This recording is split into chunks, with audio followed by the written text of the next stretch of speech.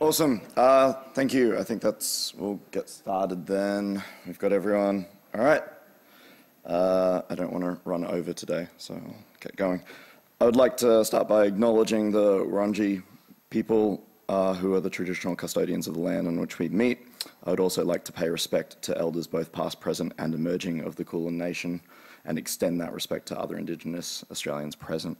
I acknowledge that Aboriginal sovereignty has not been ceded. And welcome to the talk today I'm going to be giving on the art of void bastards. Slowly get into it and my voice will warm up, I promise you. So, today what we're going to be covering is a little quick primer on who I am. Probably not many of you know me because I'm in Canberra. So yes, there's some Canberra people present. But we're going to cover the origins of Void Bastards, if you've seen Void Bastards or played it, kind of where it came from, how we came up with the concepts, how we worked with our art director. We're a very small team, so also some of the techniques we used to actually be able to ship a game with a team of, at max, I think we were about 9 people, but our core team's about 5 people. And then I'm going to go down into some of the more technical aspects. So I'm going to break it all down and all of the components that go into our rendering style. Now, just forewarning, I'm an artist. I'm not a programmer. I do a little bit of tech art stuff. But as a result, the way I approach things is very much from an artist mindset. I work very closely with programmers and I say something that I would like and then they help me build it. And then I copy paste a lot. So yes. All right, so I've been doing this for well and truly over 10 years now. I think it's something like 15 years when I was trying to do the math. I've been working in ArcViz games, lots of different aspects of it. But currently, in theory, I'm a lead 3D artist for the team. But as I said, we're a very small team. So generally, I'm a lead of myself. At maximum, I was lead of one other person for this project. So in the past, I started doing PS2 dev. I was an environment artist, building giant planets of mushrooms for Force Unleashed, and continued to work on some Clone Wars stuff, and a bunch of cancelled projects, which were really good, but they were cancelled. So that's generally how it goes. And then I worked as a teacher as well, did some experimental art projects. I then also worked at 2K. So got the opportunity to work on Borderlands, the pre-sequel, as what we were termed environment architects. I don't know what that means, but I was an environment artist. And it was great fun. It was a really, really interesting project, and I learned a lot of stuff in regards to tech art while working on this project, just because I was surrounded by some really talented people who I could absorb some of their knowledge, and they could actually program. So I could learn things that I could request from people, which I think has been really valuable in this project. I had the good fortune of also working on the DLC for Borderlands, the pre-sequel, which was my favorite part of it, where I got a lot of creative control and creative freedom to build the subconscious areas of Claptrap's mind. And so I ended up building whole sections of that game and setting the art direction and things like that in regards to the concept designs. And they were all very weird, very trippy, did lots of crazy shader stuff. So we had like something like this. I was working with a fantastic technical artist, Corey Spooner, who's now in New Zealand. And they had things like vertex animation on all of the cubes around the area. So as you walked, it was all static mesh, but it had actual animation baked into it, which was then you could animate it in Max and then export it, and it would bake it down to vertex color. And the vertex colors associated with actual axes of movement and speed and things like that, which blew my mind. But it gave me additional ways to think about how you can make art in a practical sense. But I do lots of other weird stuff as well. I do lots of like high-res sculpting, mechanical design, things like that. Most of my personal work generally tends to be more realistic or PBR-based, things like that I've generally been researching. For some reason, every single game I work on isn't that. So I don't know why that is. But Void Bastards, if you've played it, looks very different to any of that other stuff and looks pretty different to most games. We ended up in a very unique space, which has let us stand out. One of the original mandates from the team was very much, and this is the same for all Blue Manchu games, is if you see a screenshot of it, you should know what the game is. It does our marketing for us. It's really helpful, and it's been one of the big things which for this title, everyone goes back to. We are pretty lazy, so we try not to do too much kind of stuff in regards to marketing and things like that, and this does all the heavy lifting for us. So yeah, it's pretty unique, pretty different. And everyone refers to it as the comic book FPS, generally. It's a bit of the shorthand for it, and it carries across to every single aspect of the game. So for anyone who hasn't played it, it's a kind of systemic shooter, a strategy shooter, where you're traveling through space with a band of prisoners who, one after another, you use to explore, and they die.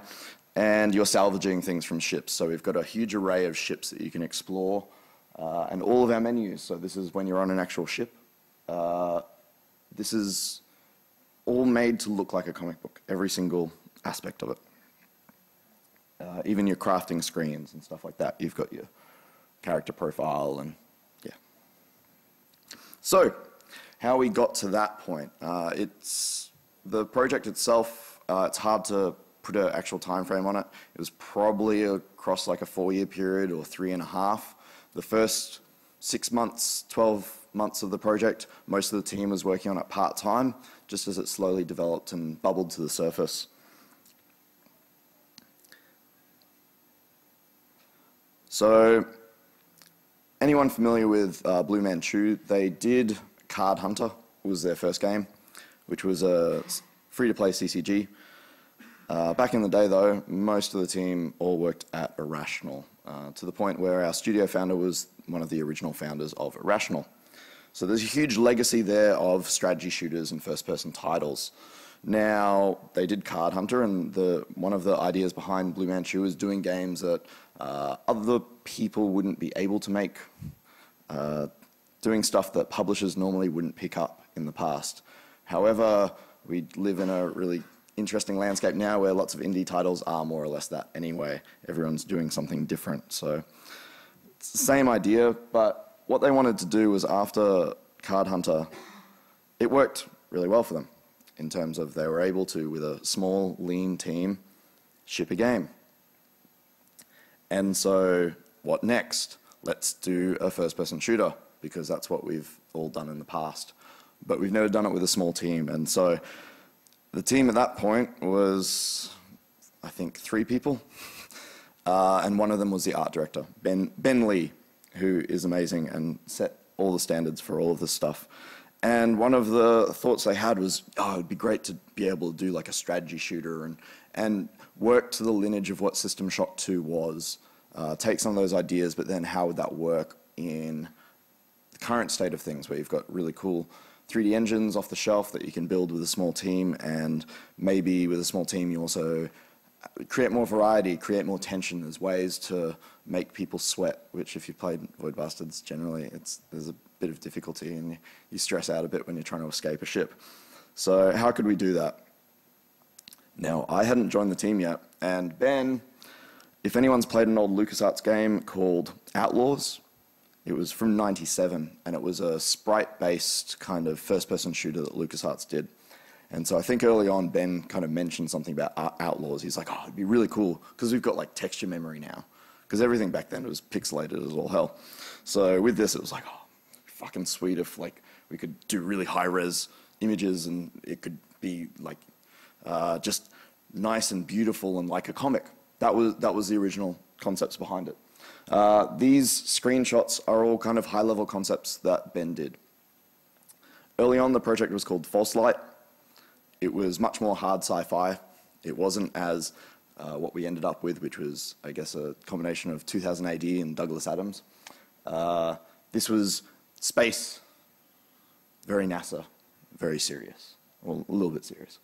But these scenes, this was made with SketchUp, was used for the environment, if anyone's used it. It's a really quick modeling tool. I used it back when I was doing ArcViz, so it was interesting when I joined the team and I'd talk to them because they did these proof of concepts and then they were like, we can do this, now we need a 3D artist so we can actually do it for production and do it to ship. So I joined. SketchUp's really cool. It's not a production tool, but it's very, very quick. But it was also established a lot of the standards that we wanted to use for the project visually. Things like the line work and stuff like that. And SketchUp's pretty popular for a lot of comic artists and illustrators as like a background tool. This was after I joined the team. I'd done like a quick mock-up and then we'd done some paint overs for it. So again, this was kind of the standard that we were trying to operate around. Again though, pretty dull. This was before we had color. This is before we'd kind of gone more pulpy with it. These were some of the exteriors that we were working with. So like I said, it was this NASA serious hard sci-fi kind of thing. We were thinking of, I was thinking partially for some of this, I'm like, how would you build a ship? So these were some concepts that Ben had done, and it was all very modular. You had these kind of bits. They weren't very interesting to run around. They were pretty boring. And we did a lot of, early on in the project as well, I was doing we were doing lots of level design tests. One of the theories at Blue Manchu, and I think this goes back to Looking Glass probably, is the idea to kind of, when you're trying something, push it a little bit further than you think it probably will, just because it's quicker, and then you can pull it back, as opposed to like slowly iterating and iterating and iterating, and it takes forever to get to that point.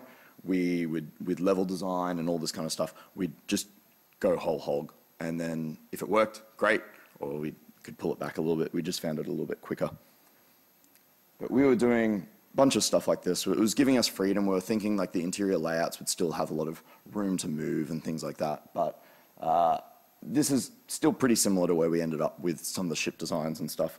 But there were certain concepts which started to grow and we embraced a little bit more during development. And you can see one of the enemies here. All of our enemies are sprites except for the physical robots that you encounter. Part of that's because you can interact with them differently. You can like put bombs on them, stuff like that. So we built them in engine, but you can start to see the flavor of these things. Some of the early on, the robots that we had, they were like white, sleek, 2001 Space Odyssey kind of things. And then they're starting to get a little bit more rough, 2000 AD. And also some of the enemies. So this was an early version where we were starting to bring in a lot of shadows and blacks. As you would have seen with some of the earlier ones, you had like full detail, the trousers on an enemy was all colored in and stuff like that. We started, as we embraced this dark, a bit more gritty, a bit more punk aesthetic. It's great because having black shadows everywhere means that you've got something to hide around the edges. And it was really good for the atmosphere of the game as well. So this was one of the first major examples we had from a concept standpoint of what we wanted to produce. This was done as purely a paint over, and this set the standard for Farbs and myself. Farbs is one of our programmers. We just went in and reverse engineered everything from this image and tried to work out how we could make this a space that you could walk around. And this is what we shipped. This is an example. We have a lot of randomization in the game, which I'll be touching on. But you can see certain elements are there. The panels behind the enemy there, they're pretty clean in this one, because just randomly when I took the screenshot, it was a pretty clean ship. In other ships, you'll get more black splatters and things like that. And you can see here even, this is before we kind of went as dark as we were planning to. It's still quite light. And again, when I touch on the lighting, we'll go through that. And again, that's one of those things where rather than soft iteration, sometimes you just have to go all the way. So the first major component of all of our art was the line rendering.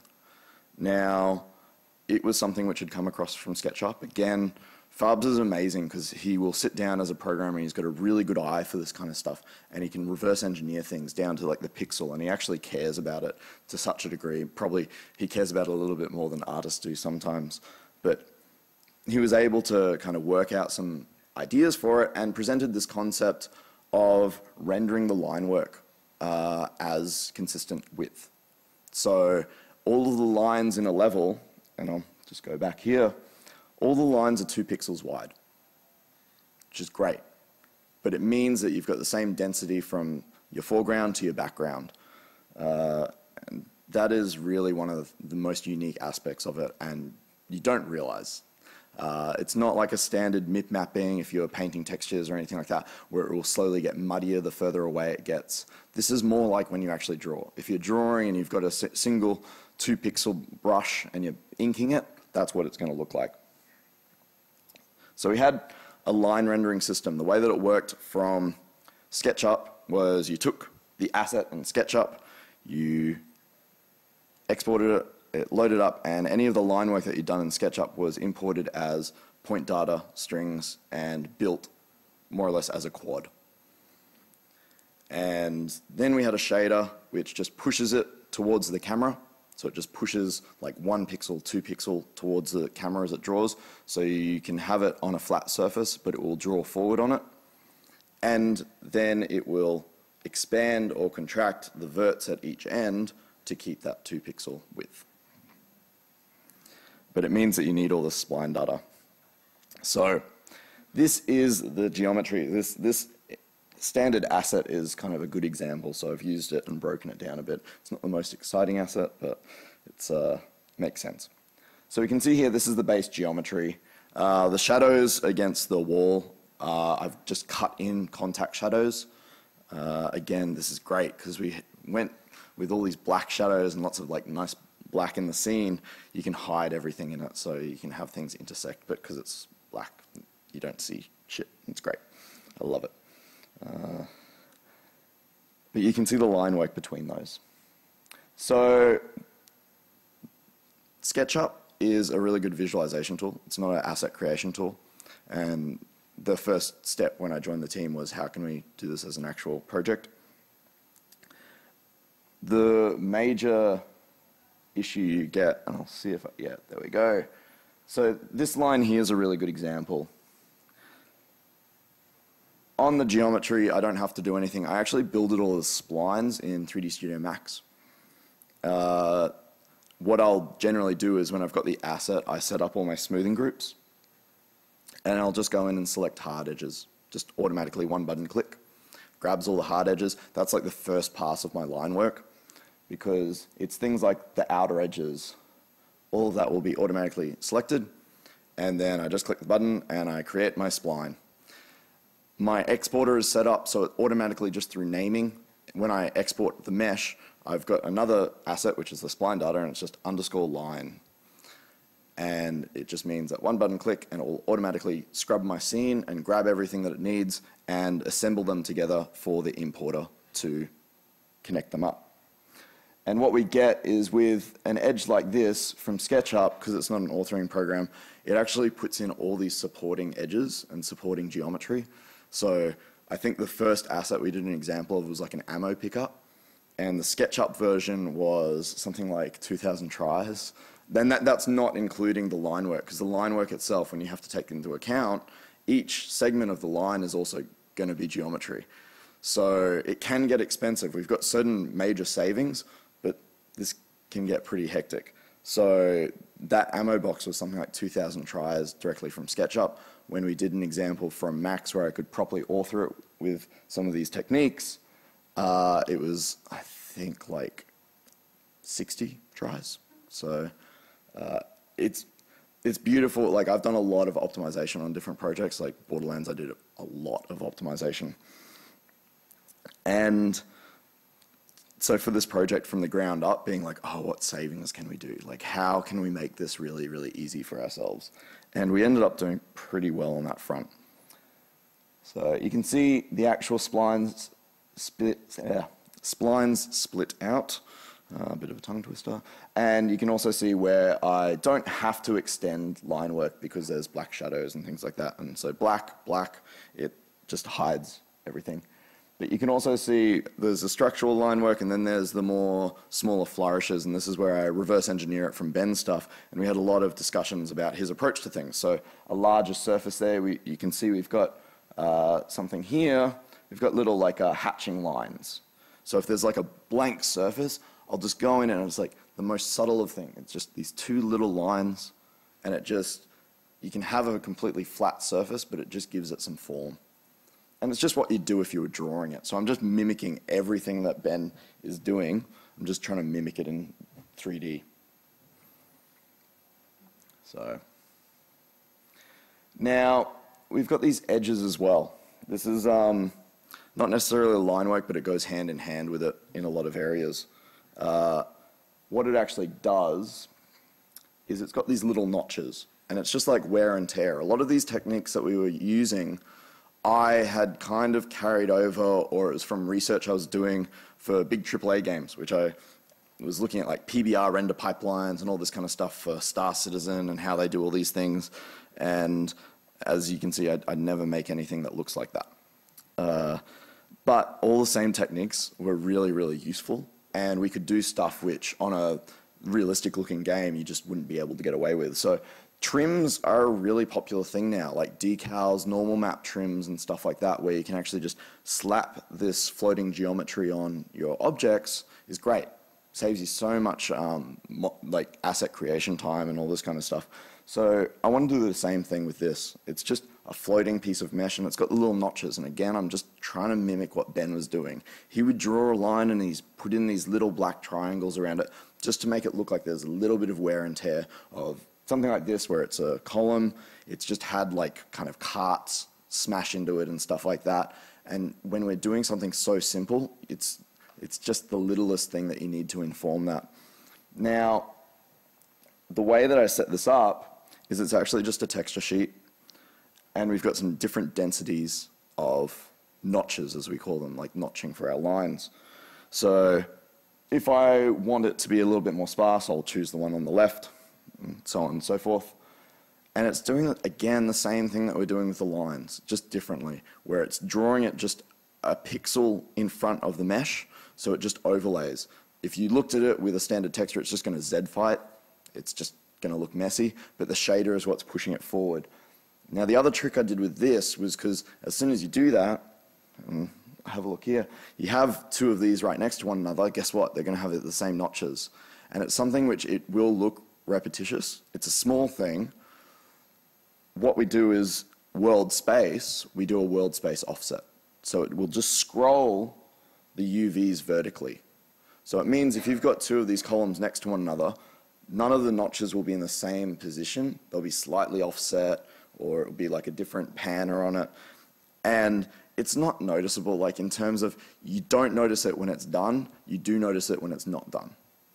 And it's a hard one to justify that stuff, but while you're setting it up, you're like, oh, this looks wrong. And then you make a little tweak, and it's so simple and easy, and because it's just pushing it forward using the same concept as the line work, it just scrolls and is offset. It's great. I love it. And with everything, we do like 20 different versions from the one tool. So with the line work, and you can see the notching all down that corridor, and these are all individual components that you can just spam across, so it will line up as well. It's very, very handy. But the line work we can also do for things like the carpet here. And I'm doing that a bit, sorry. Yeah, all right. So the line work on the carpet there, we actually do it just in world space. It's perpendicular. Just goes up like this. So any angle that you're looking at it, it just looks like someone's sketched it vertically. But it's just because in world, we've just started to build lines which actually float in world space. So nothing special about it. It's just like a different way of using the technique that we already had. And again, mimicking just what Ben does, where Ben will go through, do some carpet, and it will just be sparse in the center, and I'm just replicating them in 3D. So a lot of stuff comes from all these assets, and all these tools, and then we can put it into practice. So you can see here a lot of stuff going on, but the line work and the distance is going to be the same thickness. What's nice about it as well is when you have that working, it actually does almost like a subtle LOD system for you, where elements in the background will just kind of become little black silhouettes, and it reduces some of that noise and makes the scene easier to read. So there's all this stuff where it just works. It's great. It's such an easy project. So you've got the line work, and then the big complementary system to that is the shading system. And everyone talks about Void Bastards as a cel-shaded game. It's not, and Farbs tries to correct people, but it's just wasted energy at this point. So the surface shading, again, it's that breakdown system. We were going through and like Farbs was working out, he's color picking each of these faceted elements of the geometry and trying to work out how the lighting and the shading is going to be influencing it so that we can get it set up. So the basic shading system is just a standard ramp. Super simple. Everyone's done it for stuff. And you can see here, all it's doing is everything that you'd expect from a standard ramp. And these are more or less the only two versions of it we use in the game. Standard ramp we use for all of the environment stuff where possible. Anything which is dynamic, which might have a facing downward or might rotate, we'll chuck a heavy ramp on so it's getting the black shadow for the underside. But it's pretty simple. There's one aspect to this though as well. So there's no lighting in the scene. This little quick example that I did. No dynamic or scene lighting at all. But you'll see these two tonal differences that we get. Early on we didn't have that. And some of the scenes were a little bit hard to read because you'd have like a corner of a wall and it would actually have the two same tonal values because they were both 90-degree angles. Or they'd be the same angle no matter what.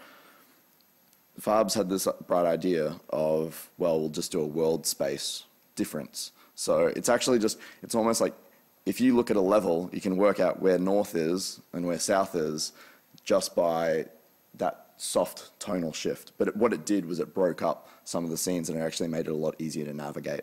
When you've got really flat surfaces like what we're dealing with, those little things can make all the difference. So you can see here, this is without the line work. It looks really naked. It's just flat tonal values. If you're building with that in mind, whatever. But for us, it's kind of quite stark to look at it just by itself. But you can see how all of the surfaces are very readable. As an FPS, it's very navigatable. This is all pretty important stuff for us. You can see some of the complexities. And the beauty was, I'd just cut in shadows wherever I wanted them. One small, very, very subtle thing that you will not be able to see, because it is so subtle, is we also did a triplanar noise projection. So I'm just on these shaders, I'm just doing casts from triplanar just to put a little bit of noise. There's a couple of reasons we did this. One, just because, again, I was like reading and looking at what cool people were doing on big AAA projects, and triplanar projections are really cool, and you can do high poly stuff and it all keeps the same texel density. What we ended up having though as well is because we've got really flat surfaces, with a soft distance fog, we'd also get some pretty bad banding early on. So this actually is like a fake dithering, and it just blends all those shadows into the distance and you don't get any banding whatsoever, and it gives a little subtle noise if you do get your nose right up against a wall. So one of the things with the entire game is we wanted it to be really high, clean fidelity for everything, and so just getting a bit of triplanar noise on there, it's soft enough where you pretty much don't notice it, but it made a huge difference. And we also did some things that when we get into the rendering, we do linear compression and stuff as well, and that also helped reduce some of the noise, some of the banding. The big concept though behind our material system is this crazy hunk of junk, which was, again, my dream of let's do everything with a single draw call, or like the base concept of that. And we didn't quite get there, because I think Unity's got some issues with the batching anyway, but this is all the materials that we'd have for a single ship. So it's not that many, in the grand scheme of things, but it's still more than I was initially planning. So the way that we have this set up is I don't like UVing. I don't really know any artists that do like UVing. Some artists do like texturing, but I'm not fussed about that either. So with this, I just wanted it, every asset is just planar mapped, which is great. The benefit of that as well is I'm not breaking any edges, so every vert, if it's like a shared on a shared smooth surface, just from an optimization standpoint, is cheaper because it's not getting cut edges everywhere. So just doing a nice flat planar projection, and then I just pop them into a grid. So I can just place it in each little section, whatever surface color. So if I've got one object, I can just cut it up based on how I want the colors to be mapped. And then in Editor, I can actually change what those colors are. And it's great. We get things like I can make stuff glow in this. I can do whatever I want. I made a really messy version of this, and then Farbs went and cleaned it up for us. There's some logic there, like you can see.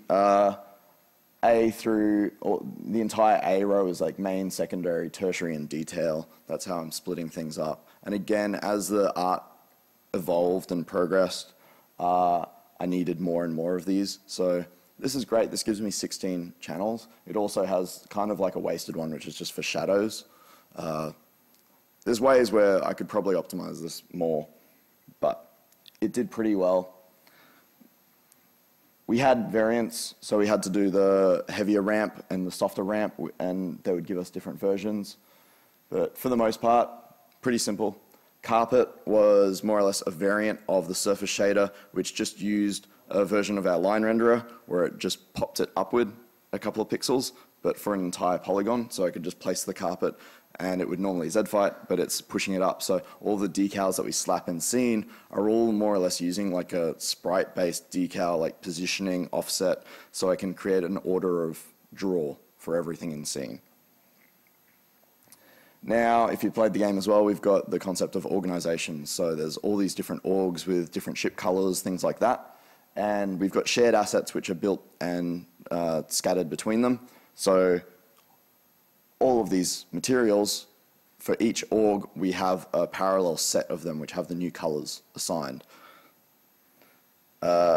which is great, but we end up, I think, with about 9 org colors. So take this and multiply that by 9 for the entire game.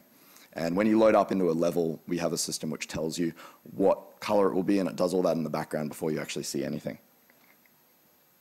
Now, it solves pretty much everything that you'd want for this geometry stuff. The main thing that we then still have is a couple of areas where I need to go in and edit normals, because if we just use a standard ramp, you'll get some faceting on areas that you don't want. So I'll go in and actually hand edit the vertex normals and just kind of unify them where I want. It's very similar if anyone's done foliage, and you'll do like a unified normal from a sphere or something like that to all of your foliage cards so that they render as if they're a sphere. I'll be doing the same with this. It's not the most elegant solution, but it's a great way to get full control. It's semi-non-destructive because once I've done it once, I can still apply those normal offset, those custom vertex normals I can apply to a remodeled version of that asset if need be, and it will generally be about 90% there. Lighting is very, very straightforward. It's like light mapping, but without light map UVs, and it's all done vertically and almost to pixels. So every single grid in the world is broken up into a 1 meter by 1 meter pixel, and we then tell it what light value it has. So you can see there we've got a dark room that you're in and a light room in the corridor, and here it's all at the light value, here it's all at the dark value, power out, really scary state, and super dark ship, where you've got a dynamic light on yourself. Now, this was so cheap and efficient for us, it actually allowed us to do it dynamically, so we also have flickering rooms, which will just flicker with all this kind of stuff. Again, this kind of thing, it was so efficient for us. Initially, I had all these grand plans of dynamic lighting and like rotating lighting and all this and volumetric systems, and Ben's concepts as he's drawing them don't have any of that. They've just got like vertical lighting as if everything's coming down from above. So once we did that, it was great, really, really easy, really dynamic. The sprites use that system as well. So again, it's recoloring ideas behind things. Again, this allows us to make any section glow that we want, and this is also picking up our scene lighting. So I only had to play with this a little bit, but we then used the same sprite renderer for things like posters in the world. We used it for kind of decals and all this kind of other stuff as well. So very robust. It had the other special thing, you can see we've got a sharpen checkbox there. That does, if anyone's done SDF stuff, and I'll touch on that a little bit later, it sharpens color islands. So that way when you're looking at it up close, it's not pixelated. It's kind of using those color islands to sharpen your boundaries a little bit. It's not perfect because it's not like a full SDF range where you get those really nice clean lines, but it does pretty well. You can see on the left there. For what, they're not super high res textures, so it gets you pretty far. Building the ships, everything's modular. Like you saw before, it started off with more of this idea. I was like, I'm going to model every single room as like a custom mesh. And that was really stupid, and we didn't do that. And we got a level designer onto the team who helped build these levels, and it saved me a lot of time. But everything's got this randomized stuff, but it's all built out of kit. So all the walls, elements like that are all put together, and that's where the shared assets get recolored based on the org that you're going to board. You can see these modules here. Each module or room is set up more or less like a prefab, and so we can build ships by snapping them all together, creating our corridor sets, and you set your scene, you tell it what organization it will be, it will randomize it to that color, it will set objects, so every single thing is set up through, awesome, randomized worlds. So everything's set up through a randomized script system. Now, it's not technical, it's just an instantiation script. I think there's a version of it called Poor Man's Nested Prefabs that some people might have used. Like I said, we started this game a while ago. It was before the idea of nested prefabs had been added to Unity. So we rolled our own because we were wanting to do this randomization system. The way that it works for us is it's all exposed, and I more or less just have entry fields of different assets that it can call from a list, and then I just get the exposed values where I can put in a number. And it just automatically weights them against one another. So if I want something to always be there, but then there's a very small chance that you'll see a pencil, you can do that. And in my mind, again, I had grandiose ideas that we would get really, really granular. And I would worry about such small little things, and everything would kind of be built as if it was an object. And so every single table would have like built down to the bolt could be randomly assigned as to its rotation or something like that. And that's really, really fucking stupid, and I didn't have time. And the more and more we tested things, you know, there's little things that you'll notice. So this is me more or less loading the ship, and it's just grabbing different states. The things you notice are big things. No one really cares about the small pencil. Again, it's kind of like the scrolling of the trim. Sometimes you'll notice when there is like a major issue if there's like two identical things next to one another, but sometimes that can be solved just by rotation. It's the same thing like if you're doing a AAA game and you're hand building everything, you get to go through and manipulate and make sure that things look nice together. But with this stuff, and again with Blue Manchu, everything's gameplay. Gameplay is king. So for us, a lot of this stuff, it's like, does it impact how you play the game? I can hide these tables, add these tables, and it actually creates cover and all these different scenarios. It annoys you and frustrates you because you have to go around them, things like that. So that's really valuable, and it's something that we need to spend time and energy on to do more versions of it in the game because people notice it. They don't notice a teacup. Sometimes they do. So effects, last little bit here. SDF, like I was saying before, signed distance fields. You can see here, again, like I said, I'm not a super technical person. The way I describe these, for anyone that doesn't know, is it's kind of like an island and the sea level, the water line around it, so you can see there's a gradient. In shader, you can control where you want that line to be.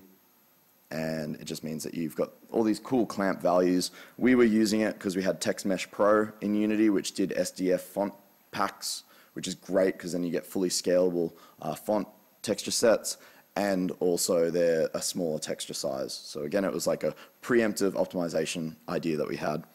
And for the most part, we have like no textures in the game because it's just mostly programmatically assigned stuff and then a couple of custom textures like these. So it didn't really matter. We probably could have done big textures and it was fine, but it's really nice just because of how crisp it is, and it's also scalable. Also, when we were trialing this, or some of the versions of it, we could also then give it an outline if we wanted. So it could have a black outline or it could have a white outline, and you could get different effects from it. But for the most part, we just did a lot of the splats. They were all like black because we wanted everything nice and dark. But again, we beg, borrow, and steal everything we do, and we use it in some other capacity, or we're informed by it. And one of those things was for the Zek, which is one of the enemies. Their shield is more or less built on that same idea. Farbs, being the genius that he is, was able to kind of work out a way to animate this SDF stuff and do some nice cool glows on it. So we got this concept from Ben Lee, the art director, and he drew it, and he had all these ideas about how it would move and stuff like that. And then Farbs and I sat down and were like, how the fuck are we going to make this? It's a really cool idea, but how are we going to do it? And that was kind of pretty much everything on the project. It was just Farbs and I would sit down, and he'd have an idea, I'd have an idea, and we'd kind of make something work. And so you can see the actual source images going into this texture up the top there, where we kind of talked about what we wanted, and we over-optimized probably, like it wasn't necessary, but we put it all into one single RGB setup, so it's a single texture, and it's just got 3 channels. Some of those little spots, they're negative holes, some of them are positive holes, so as they blend and blur out, and then you've got the outer edge. So you can see it in game, it just scrolls around, it's fly out, and it's got some transparency and stuff like that on it. It was also a weapon, so you also had to get it up close and right in your face. The benefit with this, we were like, oh, maybe we'll have to like do 2 variants of this or something like that. It was all the same. It ended up being really, really easy. And the geometry for it's just like that. So it's just a kind of like a quad loop around the edge, and then the center is just filled in, and the center I just, again, because I don't like mapping or doing anything else, it's just like shrunk down and squeezed over onto one edge, so it just has the same stuff. Nice and simple. But we use that again for everything. So even on the star map, the same idea is used for the actual nebula behind it. It kind of blobs, and it's using the same texture sample, I believe. So, and it's also used for the vista. So very nice, very efficient, and you get the same little blobbing and all the exposed values. I can change the timing. This, I can custom model all the geometry loops around it. And for the most part, we didn't have that many effects. Everything was very practical in the world, so a lot of standard particle systems and things like that. But for the most part, I would just go in and I'd block out something when needed. So this was an example for the fire. I just did a vertex offset. I created a spaghetti of nodes and shader forge and put something together, and then Farbs looked at it and was like, okay, I guess that's all right. I guess I'll let you do that. But it all worked on all the other stuff we were doing. So I used vertex color as a mask for this, so the outer edge is just vertex colored out, so it just ignores it, and then I can set values, and then there's 2 pieces of mesh. It's not that complicated, but this is probably like the most non-standard effect thing that we had in there. And again, it was probably like a morning of work, and I don't think Farbs even had to optimize it, so did pretty well. And yes, just finally, or almost finally, the post-processing. So it's a very clean-looking game, very subtle, and we'll see. Oh, there we go. See how much you can see of this. So this is final game render, and I'll just go through and break down different post-processing passes we do. So as a base level, it's We use MSAA. It's all forward rendered. That's how we get nice, clean crispness to everything. That was one of the early things that we started to play around with. We also set it to linear rendering, and that fixed everything. And then we just use a post-processing stack. So no post-processing. If you're really observant, you can notice a couple of things off, but it's not much, but it does end up making a big difference. So we're just doing a little anti-aliasing pass on that post-processing. There's certain things that the MSAA will miss in regards to transparent edges, so this just solves that for us. Not much. We don't have any other expenses. It was fine. HDR bloom, so all of our blooms handled as a HDR system. That's why we have a clamped range, and all of our materials have the ability to go over bright, and it just means that everything, if I want it to glow, I can make it glow. If I want to control what the hotspot is, what the outer bloom is, it's all there. It's very easy.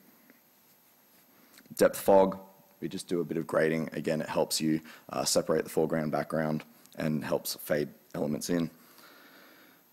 We have a vignette, which again, hard to see on its own, but it's primarily focused on the bottom of the screen. What this ends up doing is it just blends together with the depth fog to give you a bit of a minor hotspot at the right point of like a rule of thirds to push you and guide the eye. Very, very subtle stuff. It's just, without it, you kind of notice. And that's the final game render again. So you probably can't see any difference, and we spent all that time working out what to do with all of that. So very, very last bit, and I'll be done in a second, I promise. Cutscenes. So it's really not that complicated. They're all 2D. Ben does all the PSDs, and because his background is as a 2D animator as well, he did a little thing called Ren and Stimpy, and I think he also did like one of the Aladdin VHS, like direct to VHS ones, I think. That's my favorite thing about him. So you can see it's all 2D elements, just like everything else. We use a gutter system, so it just, anything which isn't drawn, it creates the gutters, and it also does an outline for it. So again, it's just keeping those consistencies of, it will again do 2-pixel outline for all of your panels and all of your gutters. All of these elements I then build and animate in Unity. We do that so it's interactive. We do that so that translation can be done live in the actual scene for it. Early on, Unity's animation tools were a little bit janky for some of this stuff, but by the time I had to do my final passes on animation for it, it was a little bit smoother, so it was good timing. But yeah, you can see we just create a parent object which has a rect transform and like a mask, and so I can create little windows, is how I like to describe it. And then I can just assemble whatever sprites I want inside of it, pan them around, and it's just going to crop to what you actually see. And then the draw order is just controlled by the scene hierarchy for those panels. So super, super basic and practical, but I can do whatever I want with them. I can make stuff glow, yeah. And yeah, Ben would do stuff, he'd write notes in Photoshop and little diagrams of like, I want this to slide in, I want this to explode, all this kind of stuff. And then I'd cut and export everything and set it all up in Engine, and it would just work. It was very, very simple. But yeah, that's the last of it. Any questions? Please go ahead. Thank you.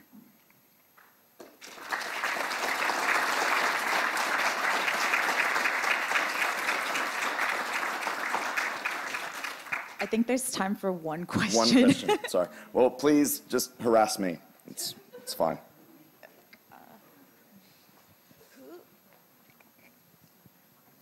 All right, this is the one question.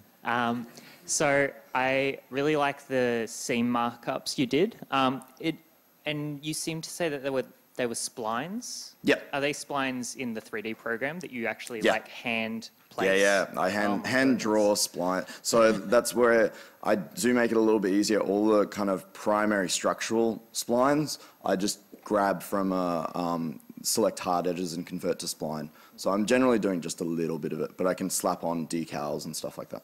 How did you manage the like curved surfaces if you wanted to line along a curve? Did you have to just like eyeball it to try and... No, they just have to be faceted. They have to be straight splines. Yeah, cool. Thanks.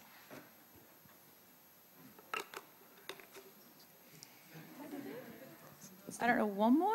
One more? If you're not hungry, I guess? Yeah. Oh, sorry. I was just wondering how the lighting worked. You sort of described it, but yeah. It's kind of like a light map, but it's the entire level, almost like planar mapping, looking at a dynamically generated texture below the level, more or less. So each square of 1 meter by 1 meter of world space has a pixel assigned to it for light value, and it's dynamically drawing and building a light map that it's referencing for that.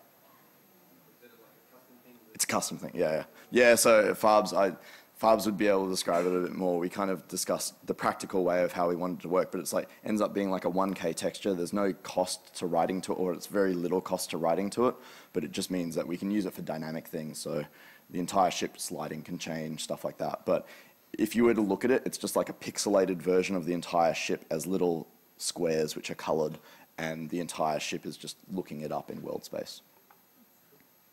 Cool. Thank you very much.